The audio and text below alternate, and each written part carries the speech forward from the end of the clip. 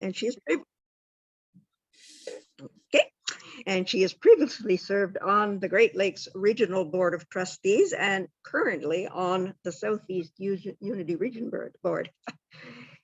Okay, so Reverend Volker is in semi-retirement now. She teaches Unity classes. She's a regular guest speaker, both in person and virtually, provides life coaching for those wishing to make changes in their lives. And she lives in the mountains of North Georgia. Hello, with her husband, Rick. And our 2 Labrador retrievers and 3 chickens. Chickens, I've heard that before. Okay, so here she is.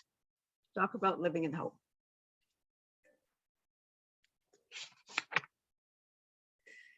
Good morning, Unity of Ottawa and Unity of Kitchener. It is my honor and privilege to come zooming across the border to be with you today. This entire life experience is about influence.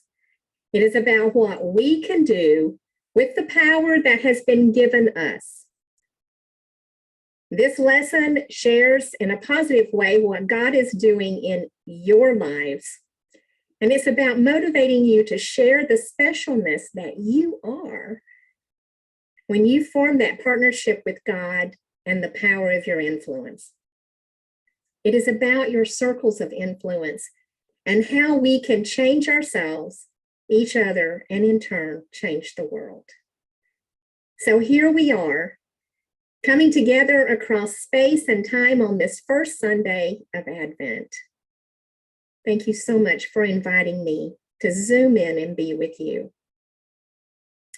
Advent is the beginning of the church year for the Christian calendar for churches in the Western tradition. And it begins on the 4th Sunday before Christmas Day, which is the Sunday nearest November 30th, and it ends on Christmas Eve. The word Advent means coming or arrival. Traditionally, the focus of the entire season of celebration is the birth of Jesus in his first advent or first coming. Spiritually, Advent symbolizes our journey. And this can be interpreted as our individual spiritual journey or the journey of your spiritual community. It's a time for us to affirm that Jesus is the divine and holy example for us to follow in our walk on earth. And it is a time of revelation and reflection. It's a time to rediscover the Christ within us at a deeper level.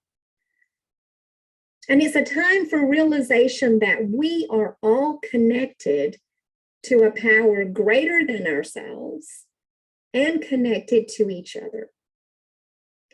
Advent is truly a time of oneness. And as you can see behind me, I have lit the first candle of Advent, the candle of hope. In the Gospel of Luke, the angel Gabriel came to Mary. Imagine the scene. Mary was a young maiden, betrothed to Joseph, but not yet married. And the angel tells Mary, "Hail, O favored one, the Lord is with you." And then the angel said, "Do not be afraid, Mary." And the angel goes on to tell Mary that she will conceive and bear a son, who will be called the Son of the Most High. For me, the really significant part of the angel's message was this: nothing is impossible with God. So we begin this season of Advent recognizing that the Spirit of the living Christ presence resides within us, making us divinely perfect and giving us the opportunity to live from the hope that nothing is impossible with God. The angel Gabriel gave Mary the gift of hope. And I imagine Mary felt God's power at work in her life in that very instant. Do you feel the power of hope in your life today? Your hope is the knowing that Christmas is a glorious opportunity to share your hope. Your hope is the comforting moments of connection with Spirit in your meditation time. And your hope is found when you give thanks for all the ways that you're richly blessed. So let's dive into hope. There was an article in Psychology Today magazine years ago by Dr. Richard Healy. Dr. Healy wrote about one of his patients that had come in for therapy after deciding not to commit suicide.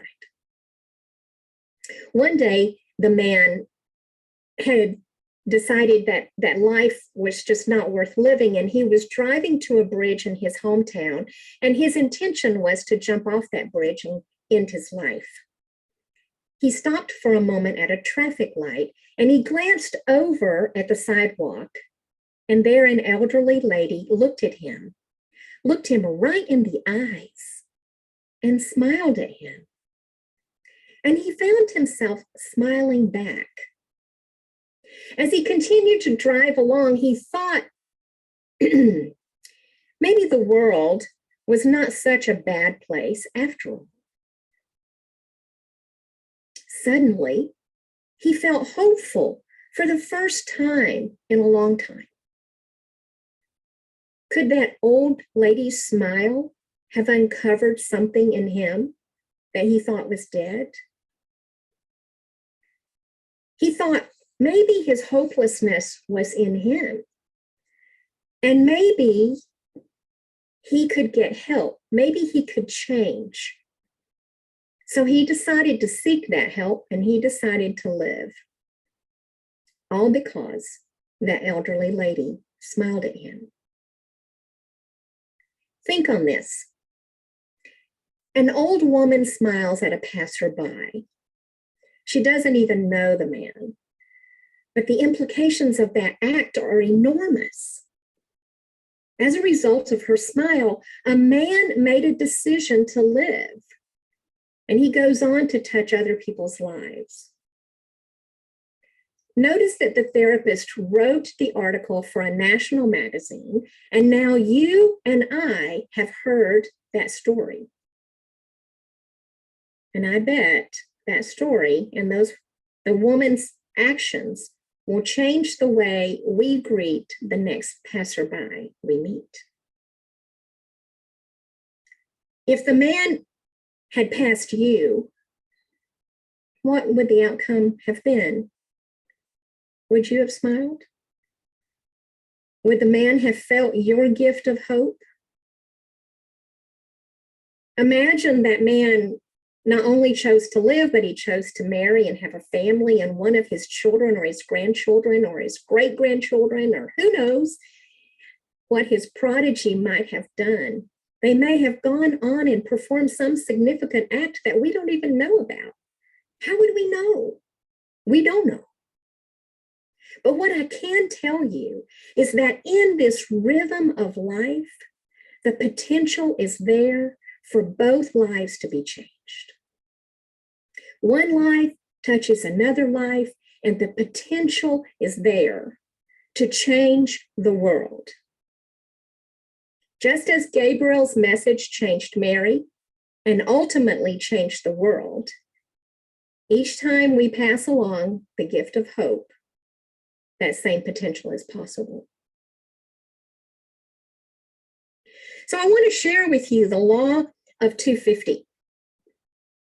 The average person makes contact with 250 other people in a week. Mostly casual contact, but sometimes very intense contact. And every one of those contacts is fraught with the possibility of being a life-changing touch. Now that's just at level 1. But what about the people that they touch?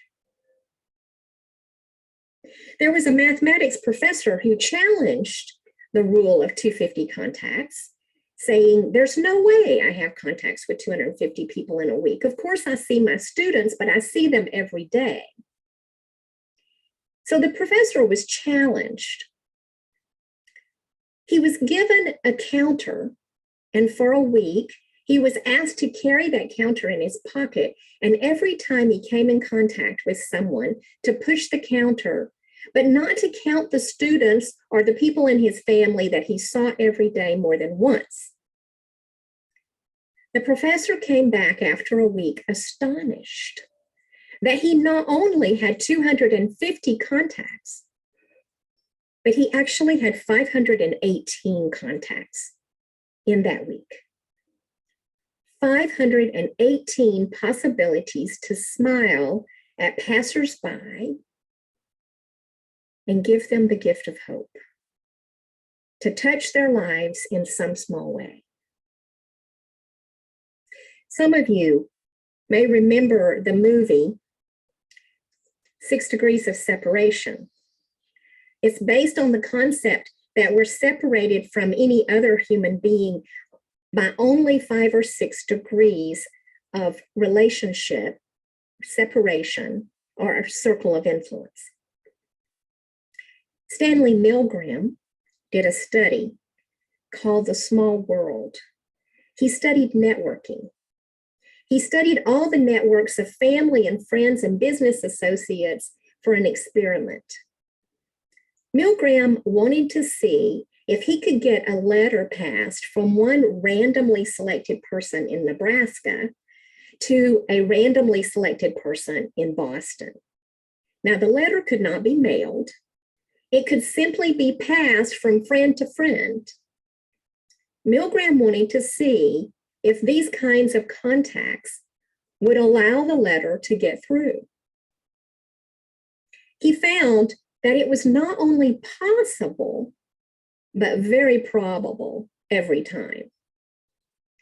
And actually, it took an average of 5.5 levels of transmission for the letter to get to its destination.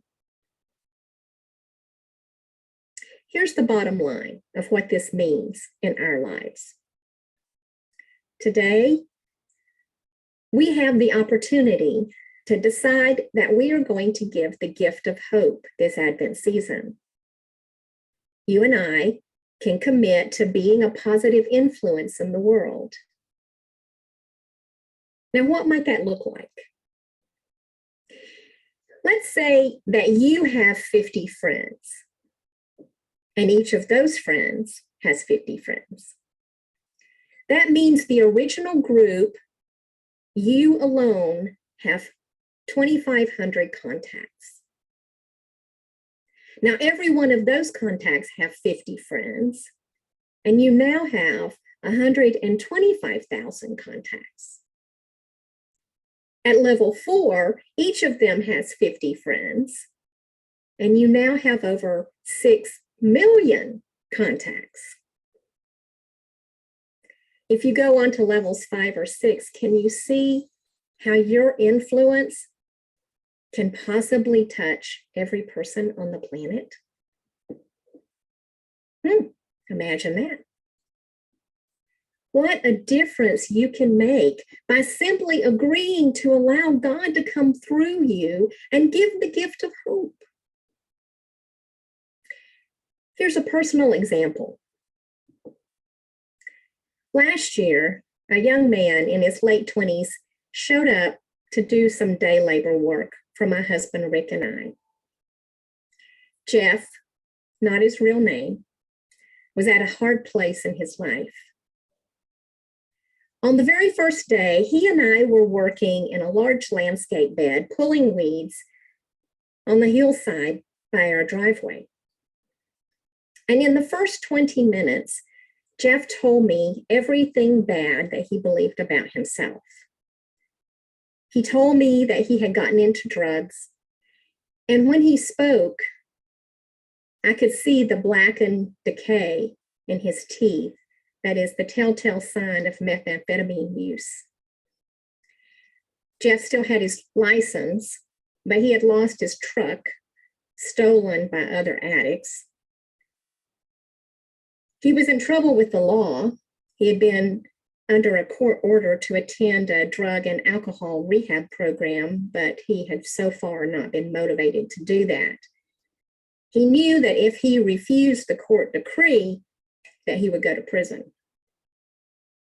Jeff had no job, no money, no hope, no future. And on top of all of that, Jeff is gay and had been rejected by his family. So he had lived for several months in the woods in a tent in a sleeping bag. I continued to pull weeds while he talked, and when he seemed complete, I turned to him and said, "Jeff, I behold you as a divine and holy, perfect creation of God." There was a long pause, and then a single tear rolled down his face. And he asked me, "Do you really believe that?" And I answered, "Yes, I do." At the end of the workday, when I paid him, I said to Jeff, "Rick and I ask that you not use the money we give you for drugs. If you can stay clean for 24 hours, you can work again tomorrow. And if you are ready to clean up your life, Rick and I will help you." I offered Jeff the gift of hope. Rick and I did not expect to see Jeff again. We have enough experience with 12-step work to know the power of addiction, especially meth addiction. But the next morning at 8 o'clock, there was a knock at the door. And there stood Jeff, grinning through blackened teeth. And he said, "I'm here, I'm ready, I'm willing." That began a road of recovery for Jeff and a deep friendship between the three of us. A couple of days a week, Jeff would work in our do landscape work for us, and either Rick or I would then offer him some free counseling and guidance, some support that he wasn't getting anyplace else. We encouraged him to enroll in the drug and alcohol program, and Jeff was surprised. He actually enjoyed it. He enjoyed the sessions. We encouraged him to apply for a job and helped him to talk to his father to provide transportation to the job. The father refused to admit that his son was an addict and would not help him get to the rehab program, so Rick and I made sure that he got to those meetings. With the new job, Jeff was able to have his smile restored. That was an outer symbol of the inner activity of restored hope in his life. We took him to our local Unity church, where he was accepted and well-liked. And there he met an elderly woman who offered him the opportunity to go with her to Florida. He did eventually choose to do that, and he rented a room from her. There in Florida, he started his life over, free of all the encumbrances of the past. He found a full-time job, a number of NA meetings, made new friends, made new habits and hobbies. I spoke with him just this week and asked him how many days of sobriety did he have to be thankful for? And he told me, and then he said, I'm going to tell my story on Saturday, which was yesterday, to a group of troubled teens. I'm going to offer them the gift of hope that you and Rick gave me.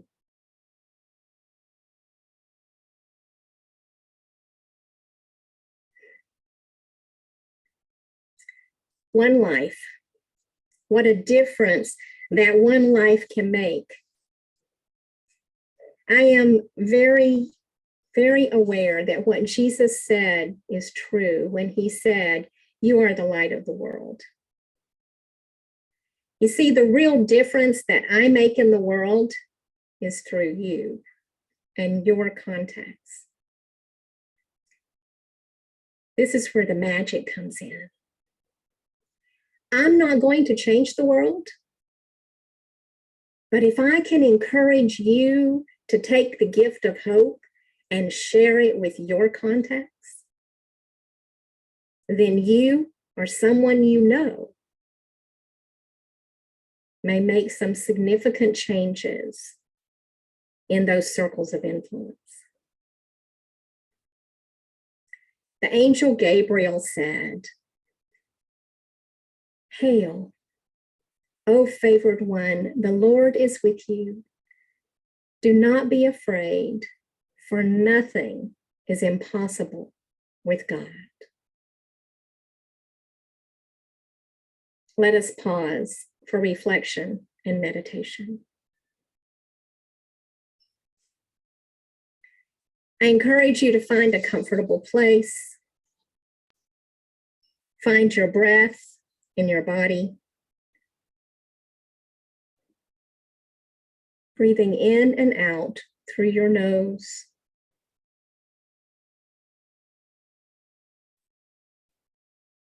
Allowing your breath to slow as you become more aware of it.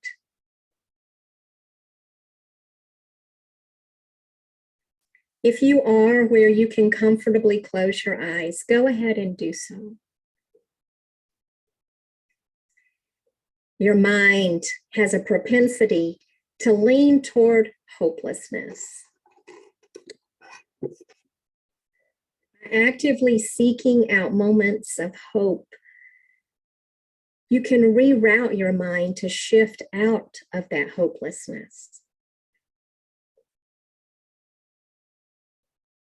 We know that where we place our attention, our thoughts grow.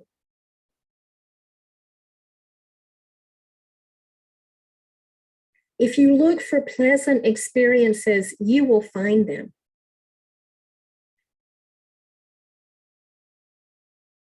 Let us turn within and connect with the Spirit of the Christ that is within each of us.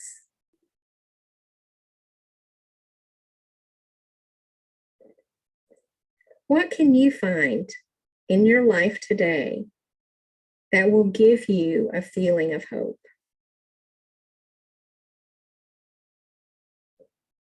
Reach into your memory, and perhaps it is a favorite place, or spending time with a favorite person, or a hobby that you truly enjoy. Without clinging to the feelings, stay in tune with those memories of hope.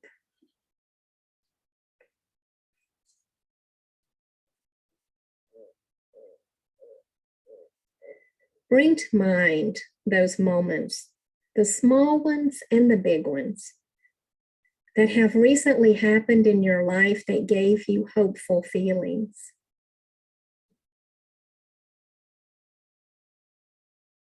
It might have been a little gesture, something that moved you toward a bigger goal, or something totally unexpected that felt like a gift from the universe.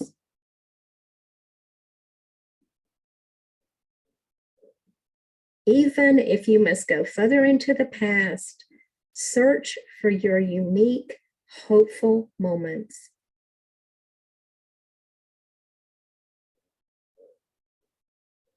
And notice the feelings that surface. Don't judge them or analyze them, just let them come up and go.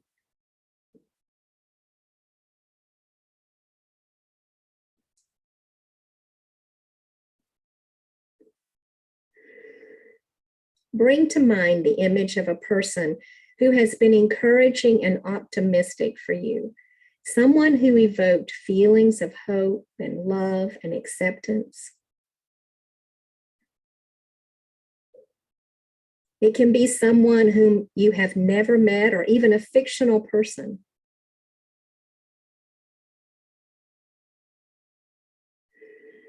Imagine this person sending you wishes of hope. And in your mind, hear them saying, "May you be hopeful. May you be happy. May you experience inner peace and ease. May you be free from suffering." Just allow these well wishes to flow over you.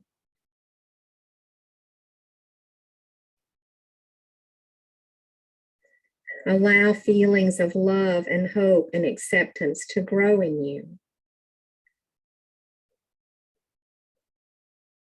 And know there is nothing that you have to do to earn those well wishes. They are given freely, without conditions.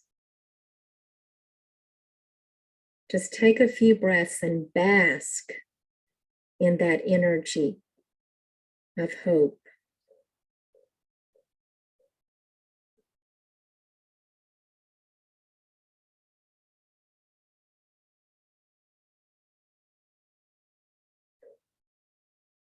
Now begin to wish these things upon yourself. In your mind, say, "May I be hopeful. May I be happy. May I experience inner peace and ease. May I be free from suffering."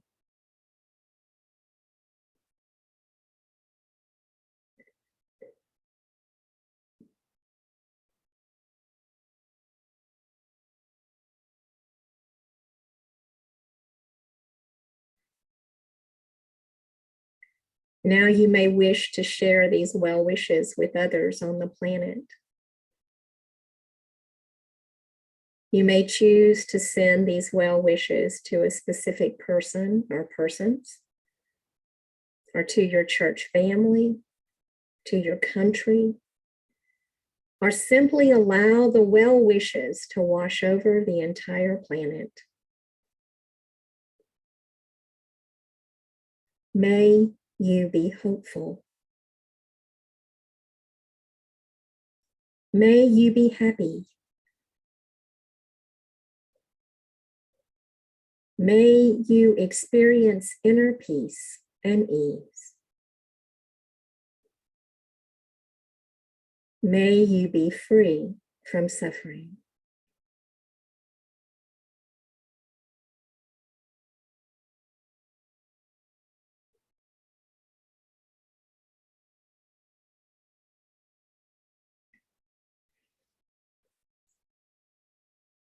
And the angel Gabriel said to Mary, "Hail, O favored one, the Lord is with you. Do not be afraid, for nothing is impossible with God." We set the intention to be open to more moments of hope coming to us throughout this Advent season. with gentleness and ease, begin to return to this time and space, feeling refreshed and renewed and hopeful. And so it is. And so we allow it to be. Namaste.